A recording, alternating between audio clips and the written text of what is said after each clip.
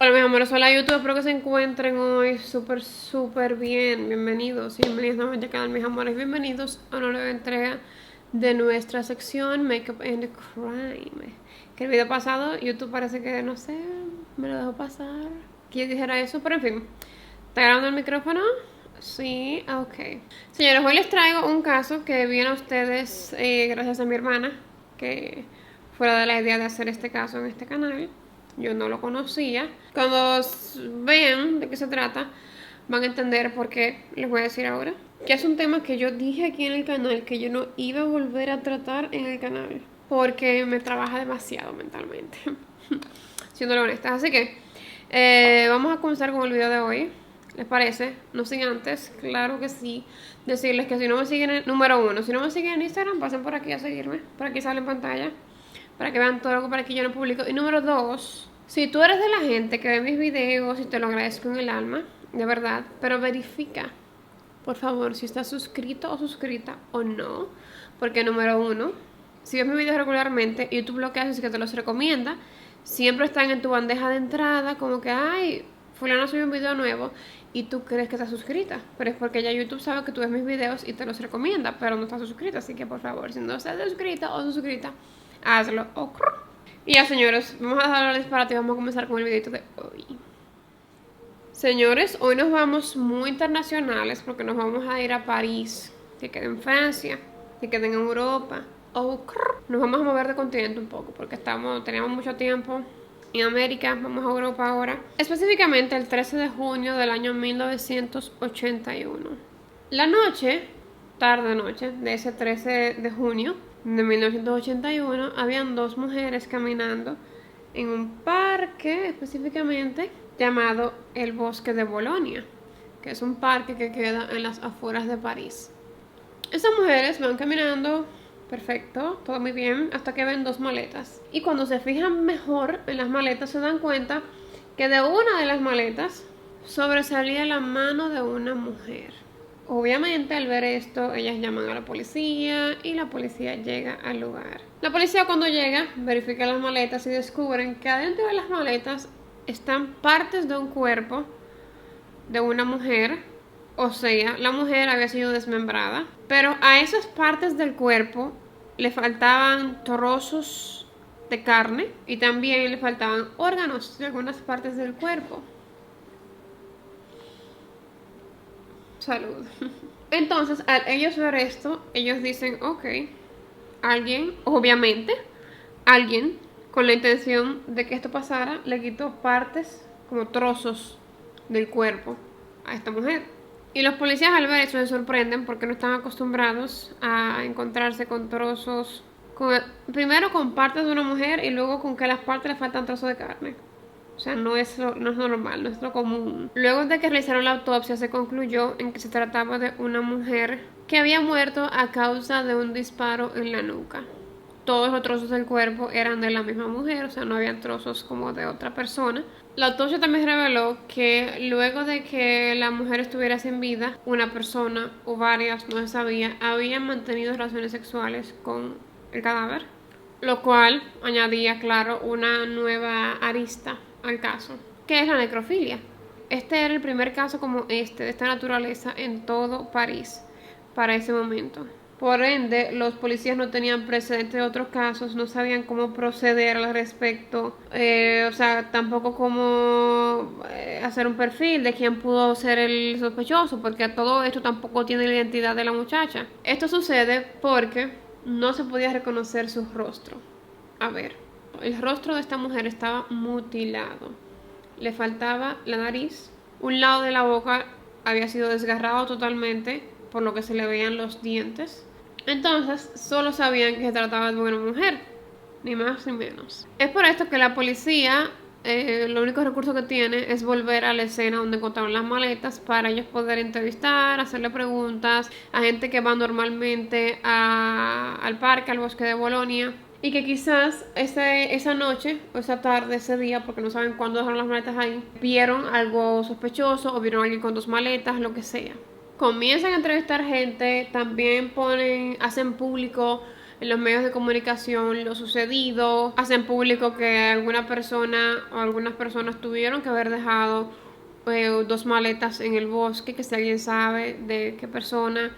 También publican una descripción, porque obviamente preguntándole a la gente, la gente que frecuenta ese parque, ellos tuvieron como una descripción general de cómo se podía ver la persona según lo que la gente pensaba, y también publicaron esa descripción, ya que 2 muchachas aseguraron ver a un joven asiático y bien vestido sumergir 2 maletas en el río del bosque, pero no sé, no tenía mucho sentido porque las maletas no estaban sumergidas, no, en fin. Bien, al ver esta información, un taxista llama a la policía y dice que él tiene información pertinente a este caso, o que él entiende que es pertinente a este caso. Él cuenta que él, esa misma noche cuando encontraron las maletas, él había recogido a un hombre que coincidía con esta descripción de que era un hombre asiático, y que él andaba con 2 maletas y que lo dejó en el bosque de Bolonia. El taxista les dice que él tiene la dirección de este hombre porque la recuerda y sabe dónde fue que lo fue a buscar, de dónde lo recogió. Es así cuando 2 días después del descubrimiento de las maletas, el 15 de junio, la policía entonces va a la dirección que les da el taxista para poder hablar con el único sospechoso que tienen hasta ahora, para ver si realmente se trataba de él. Cuando llegan se encuentran con un hombre asiático, pequeño, delgado, lo que hizo que su captura no fuera muy difícil realmente. Y también se llevaron la sorpresa que desde que lo capturaron, el hombre no puso resistencia ni nada. Y él comenzó a hablar. Y Dios mío, ¿cuánto habló? ¿Y cuánto confesó? Este hombre confesó sin problema alguno haber matado a una joven hace 4 días en su apartamento. Este hombre, llamado Issei Sagawa, de 32 años para el momento, era un estudiante japonés de literatura en una exclusiva universidad en el centro de París. A ver, cuando ellos escucharon lo que él estaba diciendo, ellos tenían dudas porque este hombre era tan pequeño, tan delgado, como que tú lo veías y tú decías, bueno, esto es una persona débil, como que cualquier persona va a poder contra este hombre, porque no se le ve como que tiene la fuerza suficiente para matar a nadie. Y mucho menos para llevar a cabo lo que ellos vieron en el cuerpo ya. Pero cuando entraron se dieron cuenta de que todo lo que le estaba diciendo era cierto. Había pruebas claras en todo el apartamento de lo que él había hecho y también de canibalismo. A ver, en la nevera del apartamento se encontraban trozos de carne que era evidente que pertenecían a la víctima y que estaban guardados de manera que la policía entendía que su plan era comerse la carne. De igual forma, se encontraron platos de comida, pero que estaban llenos de trozos de carne que habían sido condimentados y sazonados y que posteriormente fueron cocinados.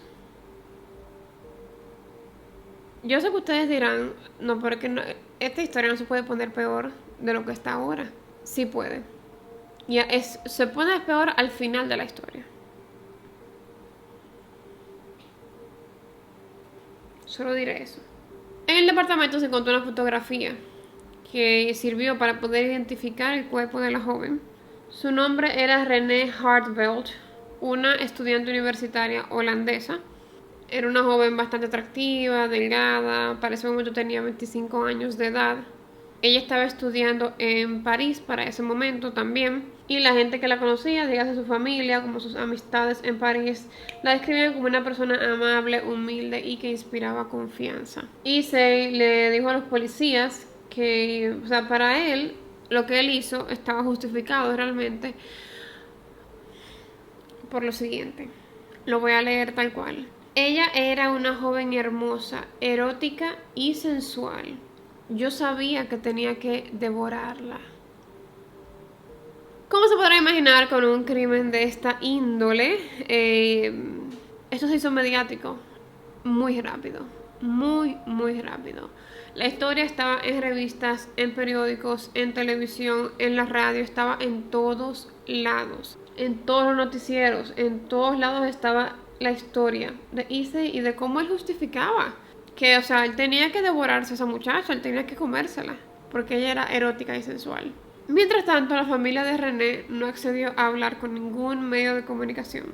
Ahora bien, todo esto estaba en los medios por la naturaleza de los hechos, y lo que estaba en los medios era como la parte más sensacionalista de todo esto, la parte amarillista de esto, de que el morbo, de que se comió la muchacha, él hizo esto y le encontraron una maleta, pero realmente ¿quién era este hombre? ¿De dónde salió?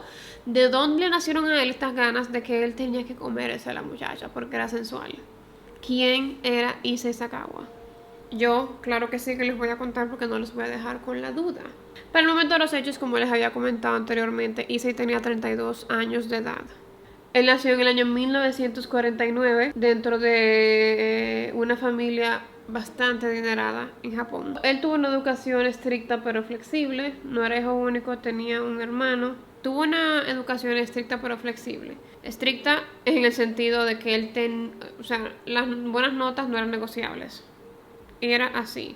Él tenía que ser excelente en todo lo que hacía, pero sus padres no eran estos padres fríos que en otros casos que he tratado aquí de familias igual asiáticas, que los padres tienen que ser muy exigentes, también tienen que ser muy fríos con los hijos. No es así. En el caso de Issei, los padres eran muy amorosos con ellos, pero eran muy exigentes a la hora de que entregan resultados óptimos de todo lo que hacían. Desde su nacimiento, Issei tuvo problemas de salud debido a que él nació sumamente frágil. Él nació con una condición que no le permitía a él absorber los nutrientes necesarios de la comida. O sea, que él absorbía una parte, pero había una parte que su cuerpo no la digería, no la absorbía de la manera que debía. Por eso él creció siendo un niño sumamente frágil, sumamente delgado. No creció a la estatura normal dentro de su familia.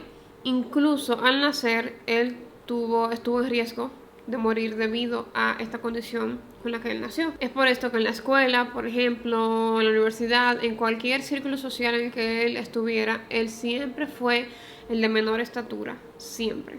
Incluso él mismo dice que sus padres, debido a esto, intentaron siempre protegerlo al punto de que ya era sobreprotección. Y él mismo se describe a sí mismo diciendo que él era muy feo, como un monito. Y no estoy exagerando, no me lo estoy inventando, no estoy poniendo palabras en la boca de nadie. Él se describe así. Él dice que desde pequeño su mayor pasión era leer, que le encantaba leer sobre todo libros de fantasía. También que de pequeño él y su hermano jugaban un juego con su tío en el que él tenía que atraparlos y que él se los iba a comer. Que cuando los atrapaba, entonces él los agarraba y los ponía en una olla grande y los cocinaba y luego se los comía. Vayan apuntando sobre qué juegos no jugar con niños, porque pueden creérselo. Igualmente, mientras él estuvo en la escuela secundaria, fue cuando él comenzó a experimentar sus primeros impulsos caníbales, donde por primera vez le dio como un hambre por la carne humana. Y que él estaba consciente desde un principio que él tenía hambre, que él quería probar, que tenía hambre por la carne humana, sí. Que quería probar la carne humana y que estas ganas de comer carne humana no se le fueron nunca, que lo persiguieron hasta su adolescencia, que lo persiguieron hasta su adultez. Y que él se sentía rechazado porque él sabía que tenía ideas y ganas distintas a las de las otras personas y que por eso él no iba a poder hablar con sus hermosas compañeras de clase. Claro, porque tú te imaginas que tú vayas donde alguien, mira, yo quisiera como que arrancarte un pedacito de aquí, tú me dejas un segundito, tranquila, no pasa nada. ¿Qué te digo? Puede que la gente no lo encuentre muy normal. Es por esto que hasta el momento del asesinato de René, él no había como que llenado sus ganas de comer carne. O sea que no había hecho nada para poder complacer esas ganas. Él nunca había comido, no se había comido a nadie, no había probado carne humana nunca. Así que esa fue su primera vez. Pero no fue su primer intento. ¿Ok? Ya que él sí fantaseaba con revistas donde habían... O sea, cuando él vivía en Japón, él fantaseaba con revistas eróticas de mujeres donde ponían mujeres descubiertas, mujeres blancas de cabello rubio, hermoso y ojos azules. Eso era como lo que a él más le gustaba, como estas características en una mujer. Básicamente, si tú tenías la piel blanca, el cabello rubio, hermoso para él y ojos azules, tenías que mantenerte lejos de él porque te podía quitar un pedacito. Ok, enfócate, Abril. Entonces, Issei, viendo que para él todas sus características físicas eran negativas, todas eran feas, él no tenía nada positivo, él se sentía entonces aún más atraído por esa belleza extrema que tienen esas mujeres. Él lo define como una clase de admiración que escala hasta convertirse en apetito. O sea, todo esto tiene una ciencia, ¿ok? Eso lo estoy inventando. Ok. Yo tengo que tomármelo así a la ligera porque si no voy a acabar loca con estos casos. Cuando todavía vivía en Tokio con su familia, cuando tenía 23 años, cerca de su casa se mudó una joven alemana. Adivinen cómo se veía la joven alemana. Era blanca, tenía el cabello rubio, hermoso y tenía ojos azules. Y obviamente para él, ella era muy hermosa. Esto ocasionó que él la viera y sintiera atraído por su carne.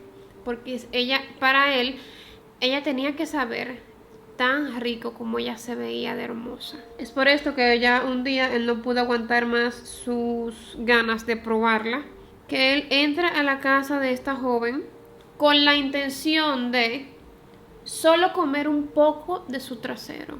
Tenía que ser del trasero. Un poco del trasero. Ok. Como que él iba a ir a quitar un pedazo a la muchacha del trasero y ella no se iba a dar cuenta. Como, te lo cojo prestado un segundo. Por Dios, ok. Todo esto fue de noche y él llevó consigo una sombrilla. Él se puso una máscara en la cara para tapar su rostro y llevó una sombrilla para taparse. O sea, él abrió la sombrilla y la puso delante de él para él taparse. La sombrilla que él llevó, cuando él se fue acercando a la joven, obviamente ella no se había dado cuenta de nada. Tocó el cuerpo de la joven antes de que él llegara donde la joven, porque la sombrilla estaba delante de él. Entonces la tocó, ella se da cuenta, por eso se despierta de un salto y comienza a gritar. Issei intenta escapar, pero ella igual lo atrapa, lo agarra de un brazo. Como él era tan débil y tan frágil, para ella no fue difícil atraparlo y mantenerlo ahí. Luego de esto, Issei fue arrestado. Claro que sí, bajo la acusación de intento de violación. Pero esos cargos fueron retirados posteriormente gracias a que el padre de Issei, como les dije, su familia era muy adinerada.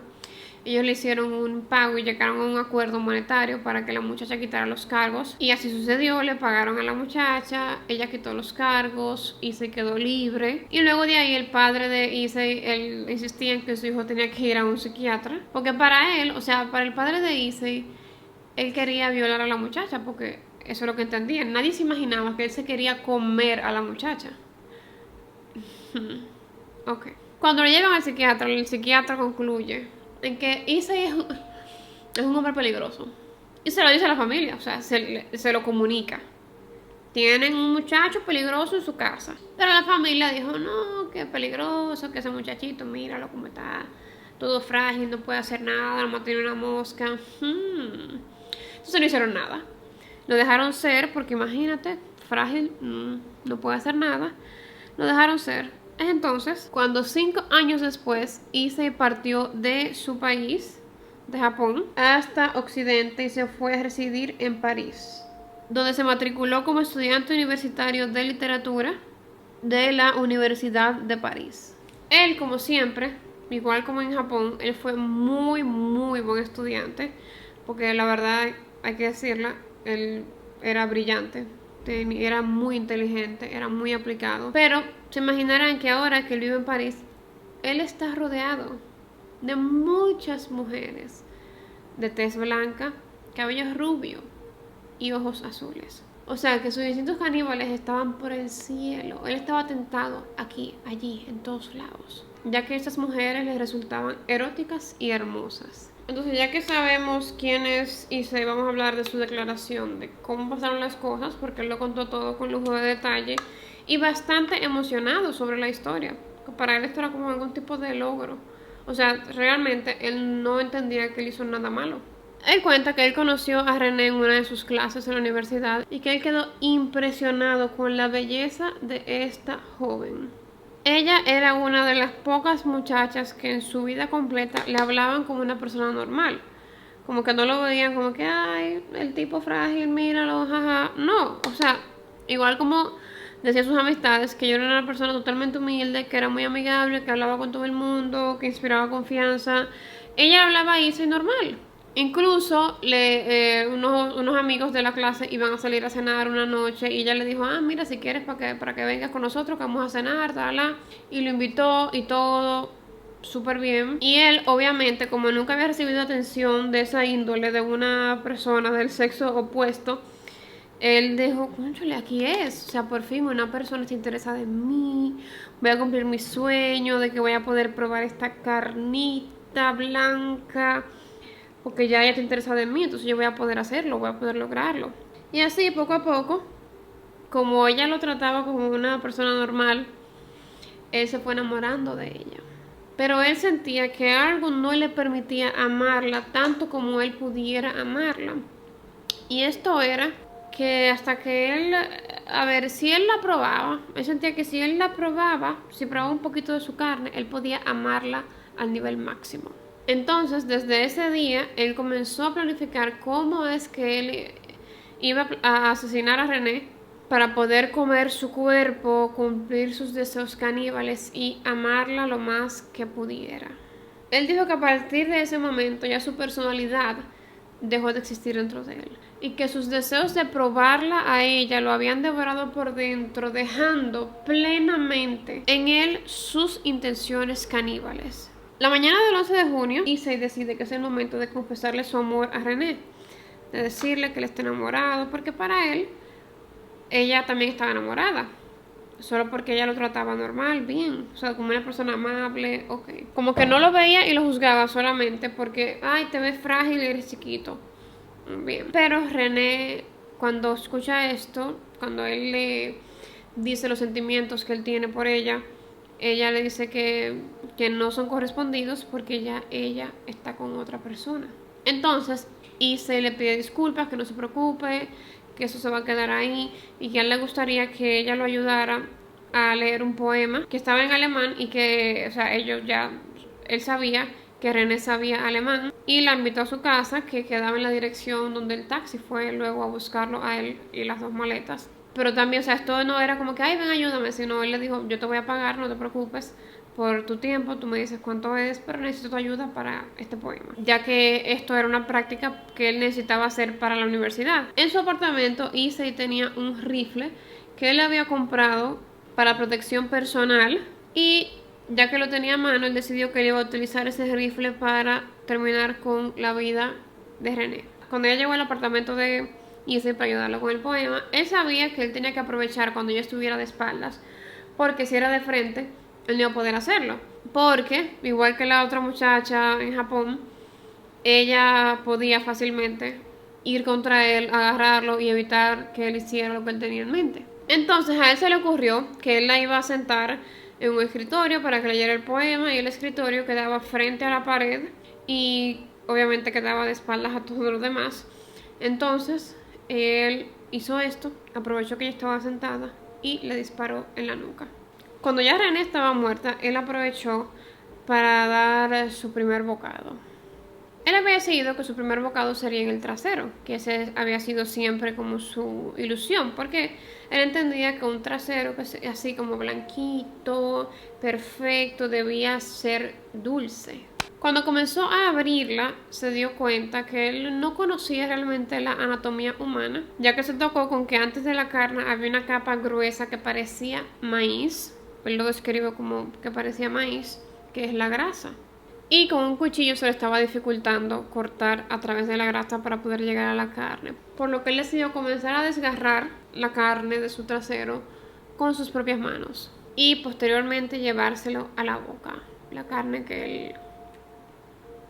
Luego él sostuvo relaciones sexuales con el cadáver de René y por primera vez le dijo te quiero. Y él dice que fue agradable, que cuando él le dijo te quiero, él no recibió de ella ningún tipo de rechazo y que eso a él le gustó. Obviamente, no vas a recibir ningún tipo de rechazo porque la acabas de... Ok. No obstante, prepárense para lo que viene. Él dice que lo que él hizo fue un gesto de amor, ya que fue la única manera en que él consiguió tener a René para siempre dentro de él. En total, Issei duró 48 horas con el cuerpo en el apartamento, luego de desmembrarlo, ponerlo en las dos maletas y llevarlas al parque donde posteriormente fueron encontradas. Luego de esto sucede el arresto, van al apartamento, encuentran la carne de René en la nevera, en los platos, en todo, etc. Pero no tan solo esto encuentran en el apartamento, ya que también encontraron una grabadora con el audio de todo lo que sucedió durante el crimen. O sea, todo quedó grabado en audio.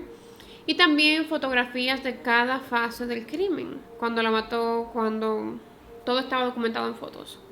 Luego de que él fue arrestado, de que él confesó todo, él estaba muy orgulloso de lo que él había hecho. Y él recordaba con bastante anhelo y le informaba a la policía que especialmente el área de los muslos y de las nalgas era dulce, que esa carne sabía dulce.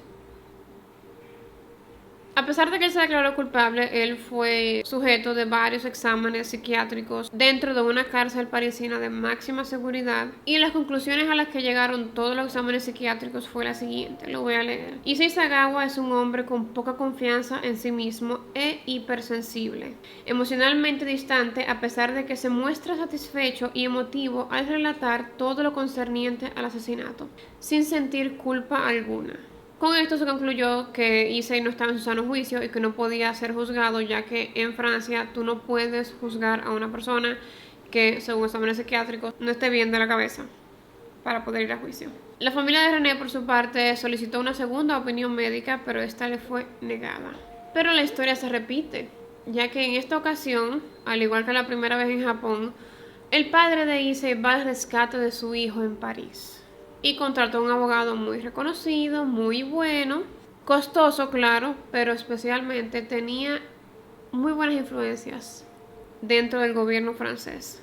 Este abogado convenció al gobierno de que no era bueno para Francia tener que costear todos los análisis y tratamientos psiquiátricos que tenía que llevar Issei en un país que no era el suyo, que no sería bueno incluir todos esos costos dentro del presupuesto público cuando él tenía un país al que podía ser extraditado y que podía darse el tratamiento allí. Entonces era lo más conveniente para el gobierno francés que él fuera enviado a Japón y que sea el gobierno japonés el que pague por todo eso. Luego de que él tenía 34 meses apresado en Francia, él fue liberado. A pesar de sus confesiones, del audio que había, de las fotos que habían, de que él confesó haber practicado necrofilia, canibalismo, haber asesinado a René, él lo liberaron con la única condición de que nunca en su vida podría regresar a Francia. Wow, qué golpe, ¿eh? Que tú quedas libre, pero no puedo volver a mi país, ¿ok? Pau, por favor, ok. Ahora bien, cuando él llega a Japón, porque todo esto era con el plan de que cuando él llegara a Japón, entonces a él le hicieran justicia a René en Japón porque era su país. Okay. Entonces, en vez de seguir sus deseos caníbales en Japón, su padre le pidió a un hospital psiquiátrico que lo internaran como enfermo mental para él no ser un descuidado y dejar a su hijo libre, un hijo que se comía a la gente, dejarlo libre y que la gente en Japón corriera peligro. Desde el aeropuerto, él fue dirigido a ese hospital psiquiátrico. Entonces, él estaba supuesto a durar el resto de su vida en el hospital psiquiátrico como enfermo mental. Pero como en Japón él no había cometido ningún crimen, porque el crimen lo cometió en Francia, donde se debió quedar preso, como en Japón él no había cometido ningún crimen, a los 18 meses de estar en el hospital psiquiátrico, le dieron de alta. O sea que ahora, cuando ustedes están oyendo la historia, Issei Sagawa está libre. Libre. Nunca fue a juicio por sus actos. Nunca cumplió ninguna condena por sus actos, nada. Él sigue libre. Durante todo este tiempo en el que él estuvo 34 meses en la cárcel en Francia, en que estuvo en el hospital psiquiátrico, su hermana menor comenzó a padecer asma causado por estrés. Su padre tuvo que renunciar al importante puesto de trabajo que le permitía tener a ellos tanto dinero, y su madre intentó quitarse la vida. A mediados de los 80, Issei publica un libro. Claro que sí, claro que sí. Él publica un libro llamado En la niebla, que relata su crimen. Ok. Y gracias al público de Japón, que le encantó esta historia, él logró publicar no 1, no 2, no 3, no 4 libros más, no 10, sino 19 libros más que el público en Japón compraba, seguía comprando, y él apareció en muchos programas japoneses de televisión a raíz de todo esto. Actualmente él tiene 72 años de edad y vive solo en un residencial de apartamentos en Japón, bajo una identidad distinta a la que se le otorgó al nacer, ya que por, ¿sabes?, seguridad personal, etcétera. Porque él tiene que cuidarse, no uno que tiene que cuidarse, él es el que tiene que cuidarse. Ok. Él no se encuentra sometido a ningún tipo de control médico, a ningún tratamiento médico, a ninguna medicación, no va a ningún tipo de psiquiatra, nada. Su hermano menor les regaló un perro de juguete que hace como el movimiento de que está respirando, ya que él tiene prohibido tener animales vivos en la casa porque... y ya sus padres están muertos. Ahora tiene un nuevo hobby, ya que él actúa de vez en cuando en películas pornográficas, junto a mujeres muy parecidas físicamente a René. Mujeres rubias, blancas y de ojos azules. Asimismo, él se reúne de manera periódica con prostitutas que tienen las mismas cualidades, que se ven igual que René, y las lleva de viaje gastando en ellas todo su dinero. Todos esos hábitos que él ha tenido a lo largo de su vida lo han llevado a la ruina, porque un hombre que publica 20 libros, todos se venden un montón, programas de radio por aquí, programas de radio por allá. Yo soy un fenómeno, produzco mucho dinero, pero lo exploto todo en cosas que no debería. Ahora está en la ruina. Pero aún así, él dice que él sigue deseando comer carne humana, pero no cualquier carne humana, sino carne humana de mujeres que se vean así como René. Y él acepta que él sabe que él no está curado y que él no se va a curar nunca de eso. Él siempre va a querer comer carne humana. Lo único que ahora, recientemente, él ha comenzado a sentir como un deseo que no sentía antes de comer mujeres con características así, que se vean que son japonesas, porque antes a él le gustaban las mujeres como René, que no tenían rasgos de mujeres asiáticas, japonesas. Ahora sí, ahora como que le está picando el interés las mujeres japonesas. Pero él dice que no hay que preocuparse porque él no va a volver a comerse a nadie. Y que lo que él está haciendo para eso, para no volver a comerse a una persona más, es masturbarse con frecuencia. Un examen psicológico realizado recientemente concluyó en que la sobreprotección de sus padres no le permitió a él explorar más allá, encontrarse a sí mismo, y que entonces él se enfocó mucho en esto de que quiero comer gente, y que para él, por ejemplo, el hecho de que él haya nacido y que su fuente de alimento, para él de amor, fue el seno de su madre, de allí es donde se deriva sus ganas intensas de comer mujeres, porque él entiende que eso es un acto de amor, igual como su madre le transfirió el amor a él a través del seno cuando se lo daba cuando era bebé. Y como en Japón no existe una ley que obligue que la gente a que los enfermos mentales tienen que ser tratados, él simplemente no es tratado y por eso le dieron de alta a los 18 meses. Así que bueno, mis amores, hasta que ha llegado la historia de hoy. Déjenme saber si ustedes la conocían, si saben algún detalle que yo no comenté por aquí. Como siempre, cuidando sus comentarios, sus palabras, para que no sean muy gráficas o muy explícitas y YouTube no nos encuentre, por favor. Por aquí les dejo mi Instagram para que vean todo lo que por aquí yo no publico. Y nos vemos en un próximo videito, mis amores. Chao.